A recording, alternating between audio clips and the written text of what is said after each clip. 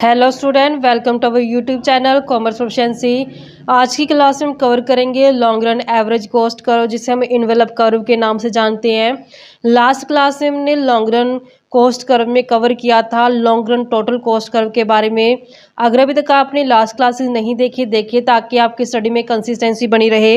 अगर अभी तक आपने मेरे चैनल कॉमर्स प्रोफिशिएंसी को सब्सक्राइब नहीं किया, सब्सक्राइब कीजिए और बेल आइकन जरूर प्रेस कीजिए ताकि जब भी मैं न्यू वीडियोस अपलोड करूं सबसे पहले नोटिफिकेशन आपके पास जाए, आप वीडियोस को सबसे पहले देखें और आपकी स्टडी बूस्ट अप हो। लास्ट क्लास में कवर किया था लॉन्ग रन टोटल कॉस्ट को हमने। आज कवर कर रहे हैं long run average cost curve के बारे में। तो यहाँ पे एवरेज कैलकुलेट करेंगे। एवरेज का मतलब क्या होता है कि एक यूनिट को बनाने के पीछे कितना कॉस्ट आ रहा है, तो उसे हम एवरेज कॉस्ट बोलते हैं। कहते हैं long run average cost refers to minimum possible per unit cost of producing different quantities of output in the long period. तो यहाँ पे लॉन्ग रन एवरेज कॉस्ट क्या बताती है, वो पर यूनिट कॉस्ट के बारे में बताते हैं कि पर यूनिट कॉस्ट कितनी बनती है जब अलग अलग क्वांटिटी जो आउटपुट की प्रोड्यूस की जाती हैं। तो यहाँ पे डेफिनेशन बोलते हैं मैंसफील्ड के हिसाब से, जो long run average cost curve है एक ऐसा कर्व होता है जहाँ पे शो किया जाता है मिनिमम कॉस्ट कितनी पड़ती है पर यूनिट के हिसाब से जब आउटपुट को प्रोड्यूस किया जाता है अलग अलग लेवल पे। तो वहाँ पे हर लेवल पे पर यूनिट कॉस्ट जो कितनी पड़ेगी कैलकुलेट की जाती है एवरेज कॉस्ट कर्व के अंदर, corresponding to different scales of productivity. यहाँ पे अलग अलग स्केल है जो प्रोडक्टिविटी का, उस पर हम चेक करके चलेंगे कि पर यूनिट कॉस्ट है जो कितनी पड़ेगी एक फर्म को। It is determined by dividing long run total cost by the quantity of output produce. कैसे कैलकुलेट करते हैं हम एवरेज कॉस्ट को, जब लॉन्ग रन टोटल कॉस्ट को हम डिवाइड कर देते हैं नंबर ऑफ यूनिट जो प्रोड्यूस की गई, तो हमारे पास एक यूनिट के पीछे जो कॉस्ट होती है पर यूनिट कॉस्ट हमें पता चल जाती है। It is the lowest average cost attainable when all input are variable. तो यहाँ पे एक लोवेस्ट एवरेज कॉस्ट हम अटेन कर पाते हैं जब सभी के सभी जो inputs factor of input use की जाती हैं प्रोडक्शन करने के लिए, वो सारे फैक्टर्स इनपुट के हैं वेरिएबल हैं, यानी कि चेंज कर सकते हैं अगर हम सभी फैक्टर इनपुट के बीच में। That is when any plant size can be constructed. चाहे कौन सी मर्जी प्लांट साइज हम ले, तो हम जितने भी फैक्टर इनपुट यूज़ किए जाएंगे वो फैक्टर इनपुट कौन से होंगे, वेरिएबल इनपुट होंगे। लॉन्ग पीरियड के अंदर फर्म क्या करती है, अलग अलग जो डिफरेंट साइज ऑफ प्लांट को यूज़ करती है। तो यहाँ पे जो डिफरेंट साइज ऑफ प्लांट होते हैं इसमें जो फर्म को बिल्कुल एप्रोप्रिएट प्लांट साइज लगता है तो उसको यूज़ करके जो क्वांटिटी आउटपुट के प्रोड्यूस की जाती है। If such a plant is put to operation, कहता है अगर जब प्लांट को ऑपरेशन में लगाया जाता है, यूज़ किया जाता है उस प्लांट का, गुड विल बी, जो गुड्स होती हैं वो प्रोड्यूस की जाती हैं लोवेस्ट एवरेज कॉस्ट के ऊपर, यानी कि जहाँ पे एवरेज कॉस्ट सबसे कम पड़ेगी वहीं पे क्या किया जाएगा, आउटपुट को प्रोड्यूस किया जाएगा। एक रैशनल जो प्रोड्यूसर होता है, रैशनल प्रोड्यूसर वो होता है जो बिल्कुल सोच समझ कर डिसीजन लेता है। In the long run will produce with the help of such a plant as may reduce the average cost to the minimum. तो यहाँ पे एक रैशनल प्रोड्यूसर वही होगा जो लॉन्ग रन के अंदर ऐसे प्लांट का इस्तेमाल करेगा जहाँ पे उसको कॉस्ट क्या पड़ेगी, एवरेज कॉस्ट है सबसे मिनिमम पड़ेगी, उसी प्लांट के ऊपर जो गुड्स और सर्विसेज को जब प्रोड्यूस किया जाएगा एक प्रोड्यूसर द्वारा। With change in demand for the output, जैसे डिमांड चेंज होती है तो आउटपुट को भी चेंज करना पड़ता है। He will go on changing the size of plant, तो प्लांट को भी क्या करना पड़ेगा, चेंज करना पड़ेगा, क्योंकि डिमांड को पूरा करने के लिए क्या करना पड़ता है, प्रोडक्शन करना पड़ता है। तो प्रोडक्शन करने के लिए प्लांट का साइज भी क्या करना पड़ेगा, चेंज करना पड़ेगा। Each plant has its short run average cost curve, हर एक प्लांट की एक short run average cost curve होती है। With those help we can estimate long run average cost. तो यहाँ पे शॉर्ट रन एवरेज कॉस्ट की हेल्प से हम क्या कर सकते हैं, एस्टिमेट कर सकते हैं जो long run average cost curve होता है। तो यहाँ पे इसका ओवरव्यू अगर देखें तो कहते हैं लॉन्ग रन के अंदर फर्म के पास डिफरेंट साइज के प्लांट होते हैं, लेकिन उन अलग अलग प्लांटों में से एक फर्म उस प्लांट को चूज करते हैं जो उसको एप्रोप्रिएट लगता है। तो यहाँ पे उस प्लांट को ऑपरेशन में लेके आते हैं जिसका इस्तेमाल करके फर्म क्या करती है, गुड्स और सर्विसेज को प्रोड्यूस कर सकती है उस प्लांट से जहाँ से उसको लोवेस्ट एवरेज कॉस्ट पड़ेगी। एक रैशनल प्रोड्यूसर वही होगा जो लॉन्ग रन के अंदर प्रोड्यूस करेगा गुड्स को उस प्लांट से जिसके उसको एवरेज कॉस्ट बिल्कुल मिनिमम पड़े। जो डिमांड चेंज करते हैं, डिमांड के चेंज होने से आउटपुट को चेंज करना पड़ता है, जिसमें आउटपुट चेंज करने के लिए जो प्लांट का साइज होता है वो चेंज करना पड़ता है।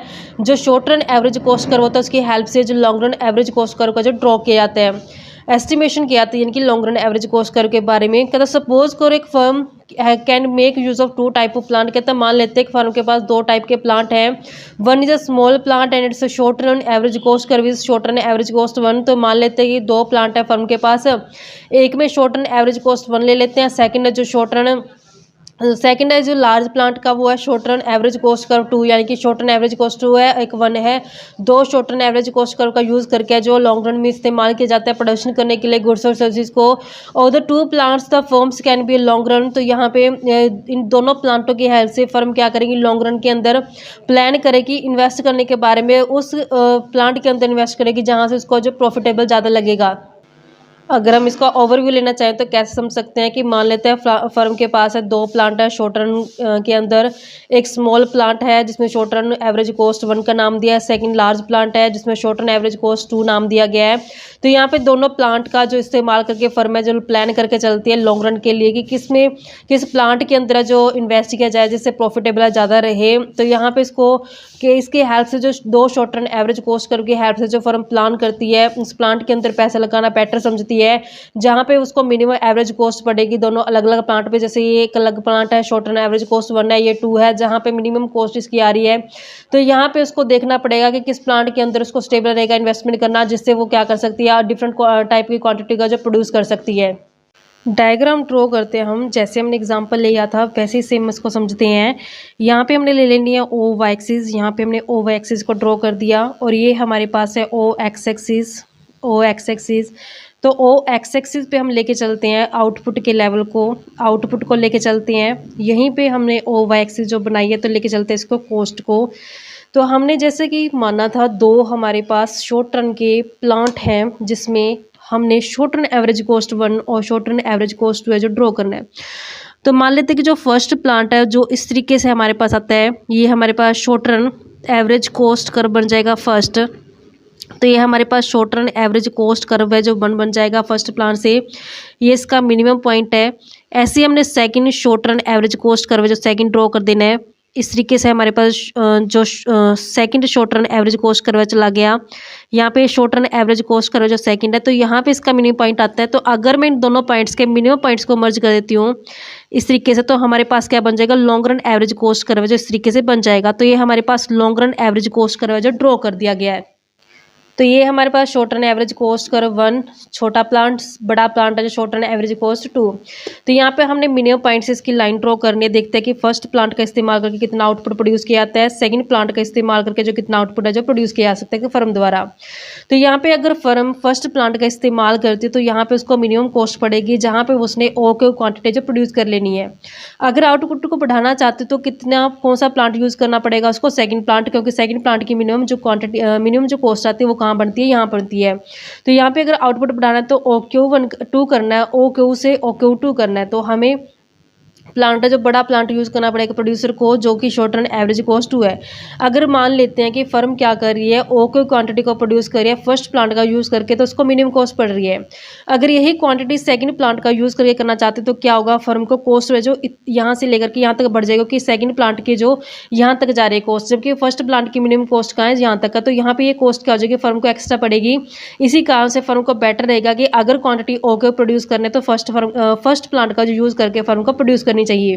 अगर आउटपुट बढ़ाना चाहती है फर्म और Q2 करना चाहती है तो फर्म को क्या करना चाहिए, सेकंड प्लांट का इस्तेमाल करना चाहिए जहां पे उसको मिनिमम कॉस्ट यहाँ पड़ रही है। अगर मान लेते हैं कि यही क्वांटिटी जो फर्म क्या करती है फर्स्ट प्लांट का यूज़ करके प्रोड्यूस करना चाहते हैं तो यहाँ से लेकर के यहाँ तक कॉस्ट क्या होगी, फर्म को एक्स्ट्रा हो जाएगी, क्योंकि यहाँ पे फर्स्ट प्लांट के ऊपर प्रोड्यूस करने से उसको कॉस्ट क्या हो, यानी इतनी कॉस्ट एक्स्ट्रा पड़ेगी। तो यहाँ पे बेटर है कि OQ2 आउटपुट लेने के लिए फर्म को किस प्लांट का यूज़ करना चाहिए, सेकंड प्लांट का यूज़ करना चाहिए।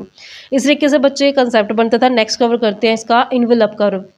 इन्वेलप कर्व का कंसेप्ट कवर करते हैं कि जब हम short run average cost curve के मिनिमम पॉइंट को जॉइंट करके long run average cost curve को बनाते हैं तो वो क्या बनाता है, इन्वेलप कर्व बनाता है। इन्वेलप का मतलब क्या होता है, हिंदी में लिफाफा, यानी कि इसमें short run average cost curve बहुत सारे हमने क्या कर दिए, डाल दिए हैं, यानी कि एक लिफाफे की तरह हो गया long run average cost curve, जिसके अंदर short run average cost curve है जो हमने डाले हुए हैं। कहते हैं कि long run average cost curve जो ड्रॉ किया जाता है वो long run average cost curve जो टेंजेंट होता है each short run average cost curve के सम पॉइंट्स को यानी कि हमने यहाँ पे शॉर्ट रन एवरेज कॉस्ट करके मिनिमम पॉइंट्स को टेंजेंट कर दिया, यानी कि जॉइंट कर दिया, तो हमारे पास क्या आ गया, long run average cost curve है जो आ गया है। तो यहाँ पे to the left of minimum point M of long run average cost this point of tangencies and of following part of short run average cost curves. तो यहाँ पे शॉर्ट रन एवरेज कॉस्ट 1 और average cost curve 2, the reasons being that up to the minimum point M the slope of long run average cost curve is reducing, यानी कि negative है। Point को हम समझते हैं डायग्राम की हेल्प से समझेंगे। जैसे कि हमारे पास ये ओ वाई एक्सिस है, ड्रॉ करते हैं इसे हम, ये ओ वाई एक्सिस है और ये हमारे पास है ओ एक्स एक्सिस है। तो यहाँ पे हमने ओ एक्स एक्सिस पे दिखाना है आउटपुट लेवल को, डिफरेंट लेवल ऑफ आउटपुट को दिखाएंगे। ये ओ वाई एक्सिस है जहाँ पे हम दिखाएंगे कॉस्ट को।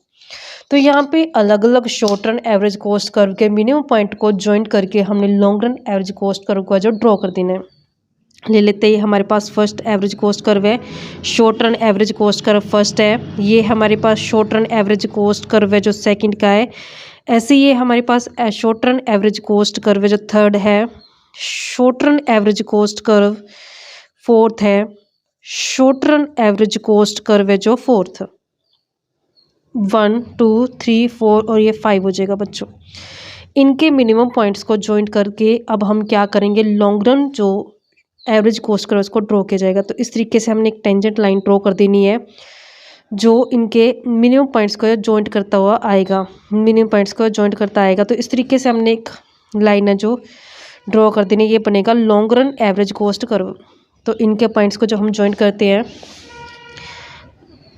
तो ये हमारे पास बन जाएगा। इस तरीके से हमने इसके मिनिमम पॉइंट को ज्वाइन किया, तो हमारे पास आ गया long run average cost curve. तो यहाँ पे ये मिनिमम कहाँ हो रहा है, मिनिमम यहाँ पे हो रहा है ये। तो यहाँ पे हमने इससे एक पॉइंट है जो ड्रॉ कर देना है जो लेवल ऑफ आउटपुट का जो दिखाएगा।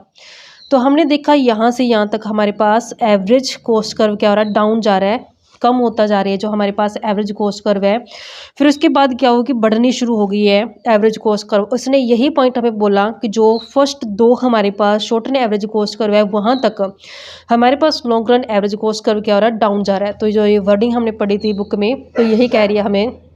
जैसा कि हमने ये कर्व देखा था, इसमें एम पॉइंट से लेफ्ट साइड पे कहता कि to the left of minimum point M. तो जो ये मिनिमम पॉइंट एम है इसके लेफ्ट साइड से देखा जाए तो जो long run average cost curve है, this point of tangency is on the following part of short run average cost curve SA1 और SA2, यानी कि short run average cost curve first और सेकंड के मिनिमम पॉइंट को join करके जो हमने बनाया है, ये मिनिमम पॉइंट के बिलो वाला, यानी कि एम हमारे पास लॉन्ग रन एवरेज कॉस्ट का मिनिमम पॉइंट है, उससे अब लेफ्ट साइड है जो हमारे पास दो short run average cost curve है। कहते द रीजंस बीइंग दैट, कहता कि ये रीज़न यही रहता है कि up to minimum point M के, तो यहाँ तक जो हमारे पास एम पॉइंट तक जो स्लोप होता है long run average cost curve का, वो क्या होता है, रिड्यूस हो रहा है। यहाँ पे देखा कि हमने जो लॉन्ग रन एवरेज कॉस्ट क्या हो रहा है, रिड्यूस हो रहा है, यानी कि नेगेटिव हो रहा है। ऐसा जो the slope of short run average cost curve will also भी नेगेटिव। तो यहाँ पे हमने देखा कि short run average cost curve भी क्या है, नेगेटिव है, because at the point of tangency slope of both the curves are equal. क्योंकि यहाँ पे हमने देखा कि दोनों के पॉइंट्स क्या है, यहाँ पे देखो, यहाँ पे ये लॉन्ग रन जा रहा है, यहाँ पे शॉर्ट रन इसको टच कर गया, यहाँ ये लॉन्ग रन जा रहा है, इस पॉइंट पे इसको टच कर गया। तो यहाँ पे क्या आता है कि short run average cost curve के टेंजेंट है जो हमारे पास long run average cost curve है। To the right of minimum point M, तो अगर मिनिमम पॉइंट एम के राइट साइड ये बात की है, यहाँ से बात की जाए तो जो ये पॉइंट होता है tangency will be on the rising part. तो ये राइजिंग हो रही है यहाँ पे short run average cost curve है जो ये हमने ज्वाइंट किया है 4 को और 5 short run average cost curve को ज्वाइंट करके बनाया है। कहते it is because to the right of point M long run average cost curve is rising. तो यहाँ पे हम देखा कि long run average cost curve क्या हो रहा है, राइज हो रहा है, बढ़ रहा है।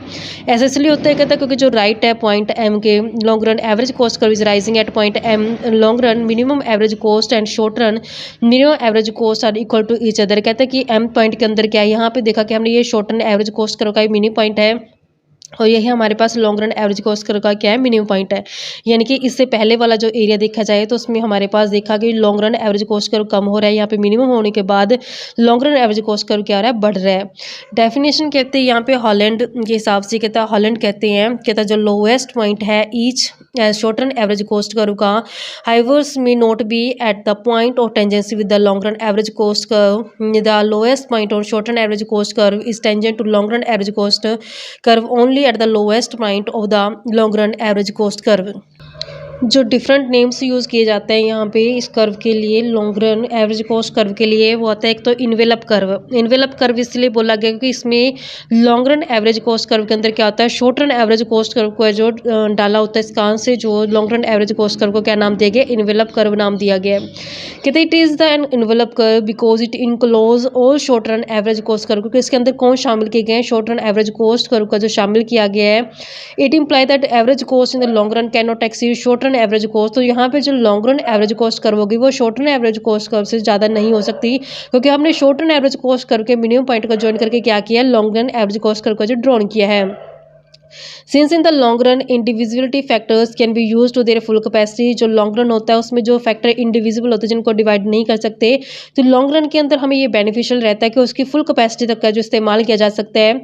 So long run average cost curve will be surrounding to the short run average cost curve. तो इसी कारण से जो long run average cost curve होता है वो short run average cost curve क्या होता है, इर्द गिर्द घूमता है। It will not cut SSC.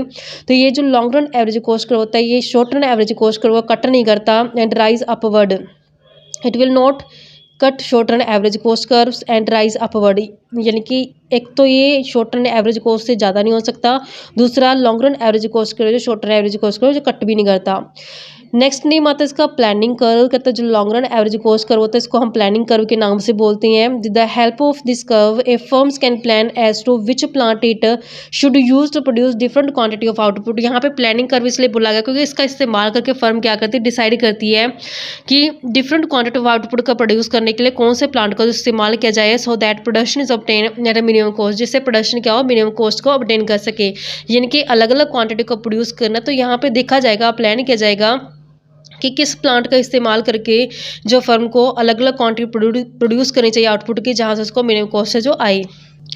Definition कहती है कॉस्ट फाइनेंस के हिसाब से जो long run average cost curve है ये प्लानिंग कर्व है, क्योंकि किस सेंस में इसको बोला है, that it is a guide, कहते हैं गाइड करता है एंटरप्रेन्योर को in his decision to plan the future expansion of his output. तो यहाँ पे प्लान करना होता है जब एक प्रोड्यूसर एंटरप्रेन्योर ने कि कैसे एक्सपेंड कर सकते हैं आउटपुट के लेवल को, तो उसमें प्लानिंग करने के लिए जो long run average cost curve जो हेल्प करता है। तो इस तरीके से बच्चों हमारे पास कंसेप्ट बनता था इन्वेलप कर्व का।